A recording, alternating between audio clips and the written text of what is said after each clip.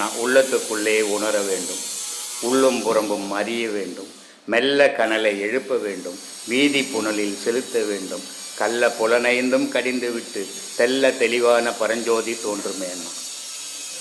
அப்படி இருந்தீன்னா நீ கடவுளை பார்க்கலாம். ஊர் ஊரா சுத்துனீனா கடவுளை பார்க்க முடியாது. கலர் கலராக துணி கட்டுறதால கடவுளை பார்க்க முடியாது.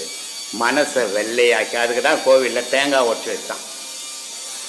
மேலே நாரும் மட்டையும் ஓடுமா இருக்கிறடா நீ. என்னைக்கு நீ இந்த மாதிரி வெண்மையான நிறமா மாறுறியோ அன்னைக்கு நீ கடவுளோட கலப்படான்றதுக்கு தான் கோவிலில் தேங்காய் ஒட்டி வச்சான். இல்லைன்னா தேங்காய் நான் தட்டினு அரைக்க போகிற சாமி ஏற்றும் போய் தேங்காய் எதுக்கு ஒட்டி வச்சா?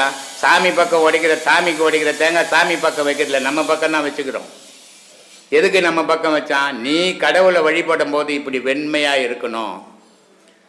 இந்து கோயில்களில் போனீங்கன்னா காவி அடிச்சிருப்பான் செவுத்துல.